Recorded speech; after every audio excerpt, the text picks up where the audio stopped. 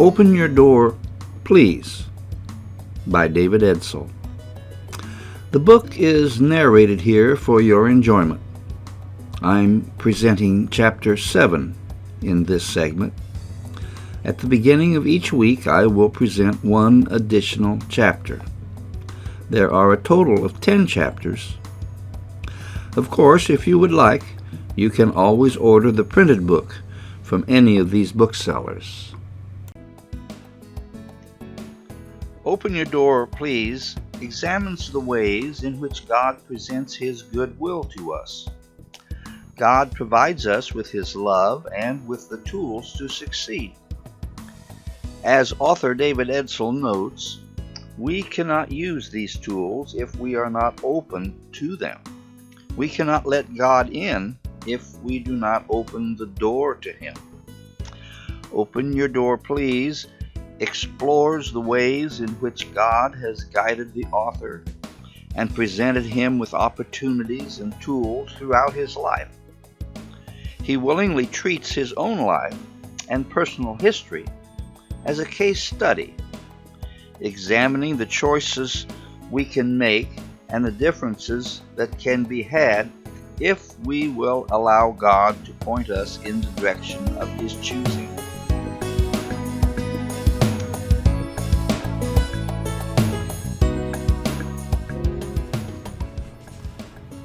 Chapter 7. The Family Unit in Jeopardy. In Genesis chapter 2, verse 24, it says, "That is why a man will leave his own father and mother. He marries a woman, and the two of them become like one person." The family unit is the building blocks upon which society rests. Destroy it, and our society is in jeopardy. Let me say on the onset that you would have to be blind not to see that the family unit is on the decline. I'm not all that surprised. The Bible suggests to us that in the latter days society will decline.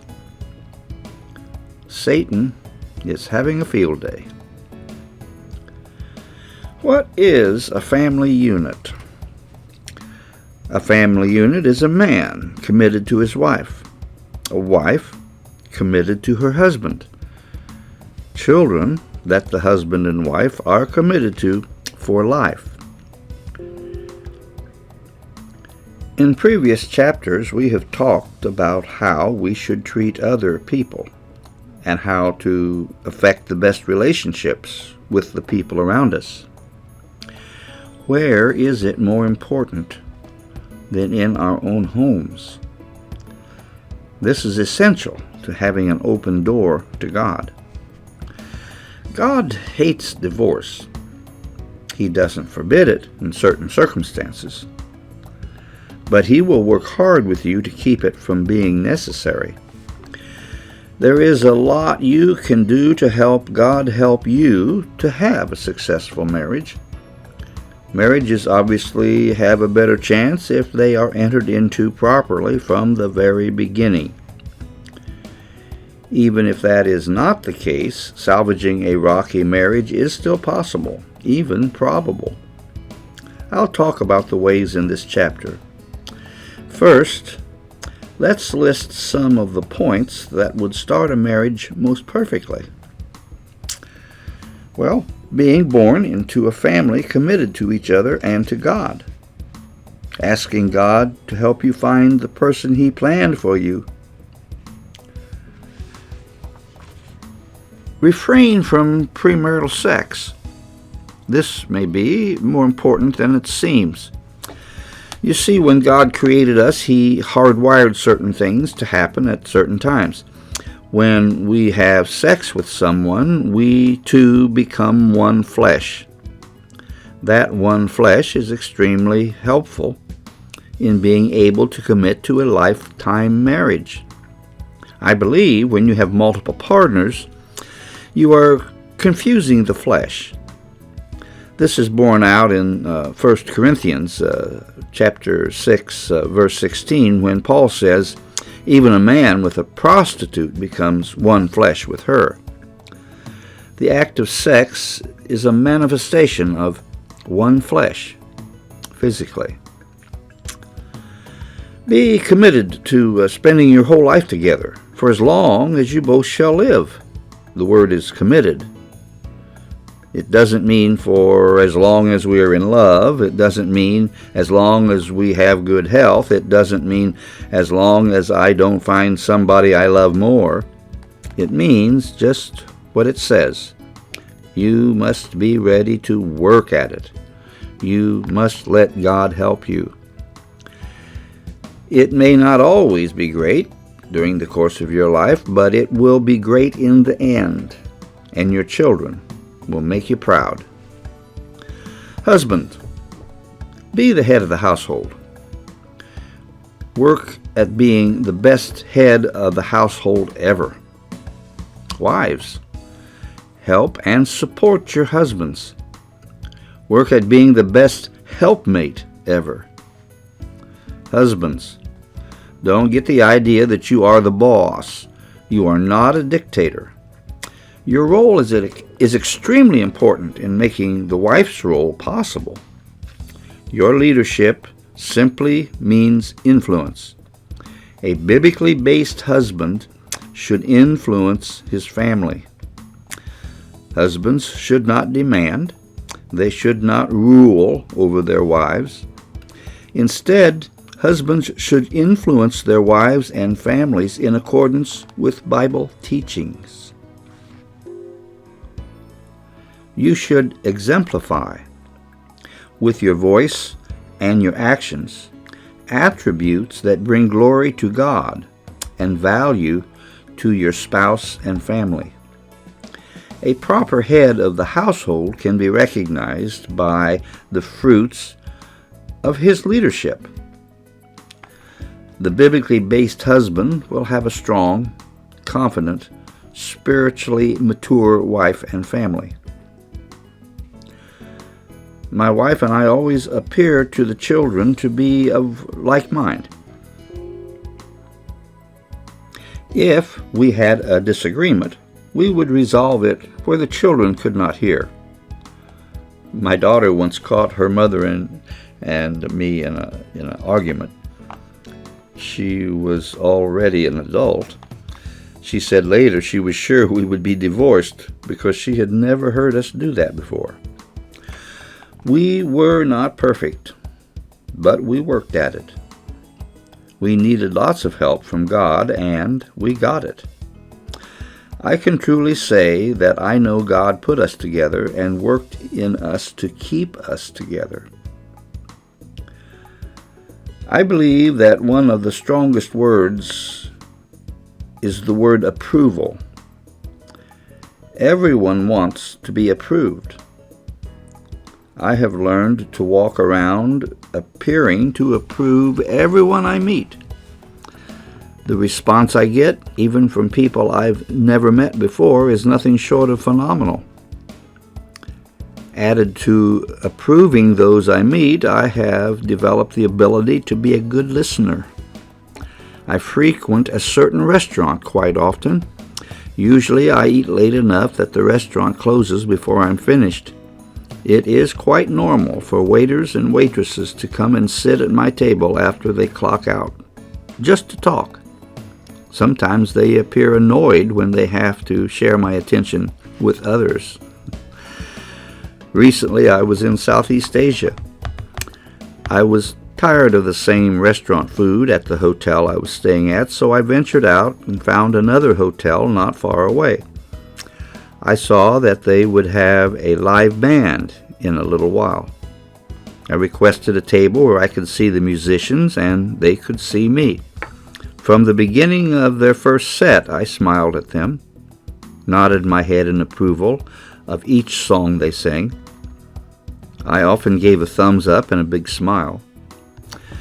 They were supposed to appear to sing to everyone equally in the restaurant, but soon it became obvious I was getting more attention than anyone else.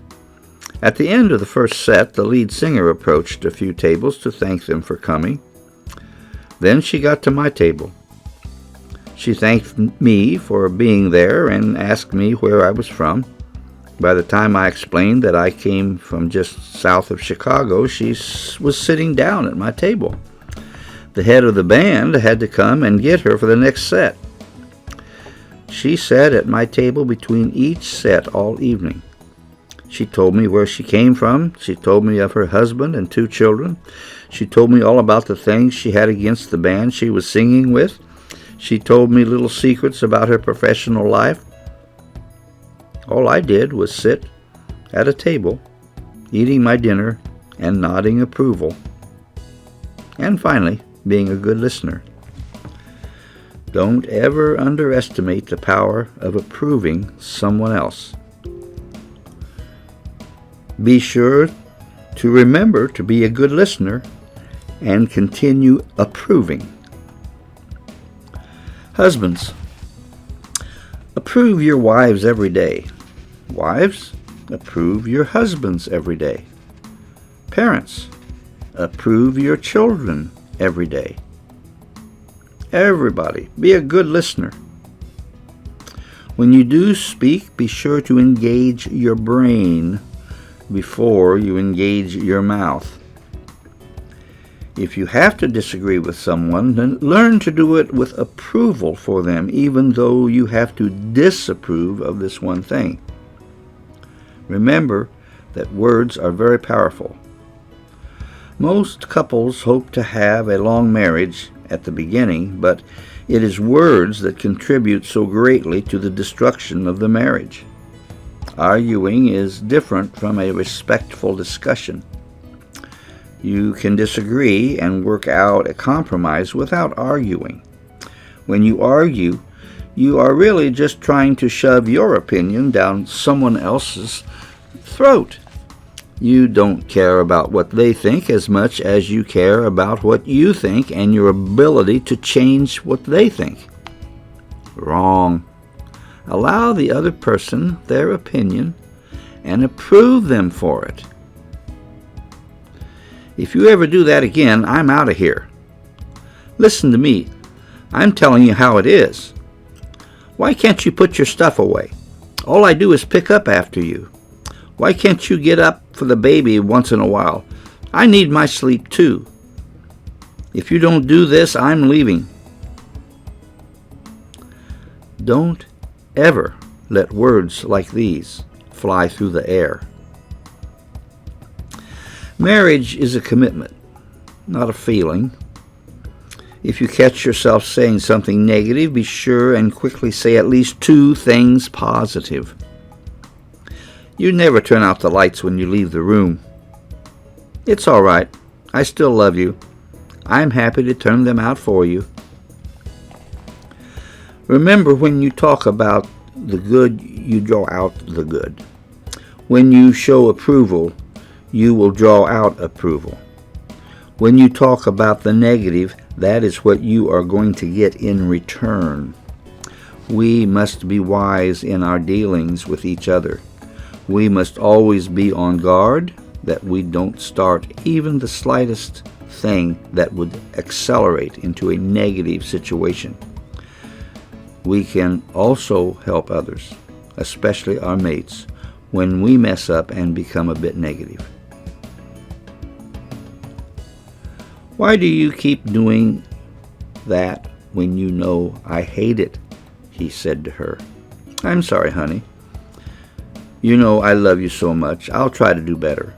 Please forgive me, she replied. But on the inside, her first thought was to say, well, you're not so perfect yourself. You irritate the crap out of me half the time. No, she engaged her brain first. She took the time to think of a better, more positive response in spite of the first thing that jumped into her head. The family unit is in jeopardy all over the world, but nowhere is it worse than in the U.S. This is Satan at work, at his best. He's doing a pretty good job of convincing people that marriage isn't what it's cracked up to be. If you haven't had sex by the time you're 15, there's probably something wrong with you. I met parents who were worried that their 19-year-old son was still a virgin.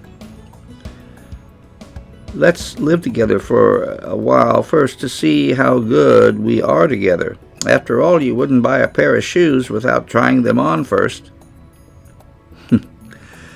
This is Satan's finest hour, folks. Believe it or not, when, I said when, not if, believe it or not, when the family unit collapses altogether, so will the society. Big government will become much, much bigger. Why? Because the more unstable we become as individuals, the more we will have to depend on government for survival. Why not do a little research on why the Roman Empire failed? On the subject of the end times, Matthew chapter 24, verse 12 says, evil will spread, and many will stop loving others. Then in Revelation chapter 13, verses 16 and 17, all people were forced to put a mark on their right hand or forehead. Whether they were powerful or weak, rich or poor, free people or slaves, they all had to have this mark, or else they could not buy or sell anything. And then again, 1 Timothy chapter 4, verse 1, God's Spirit clearly says that in the last days many people will turn from their faith. They will be fooled by the evil spirits and by teachings that come from demons. We don't have to be a part of all of this if we choose to be in God's kingdom instead. It will happen all around us, but not to us.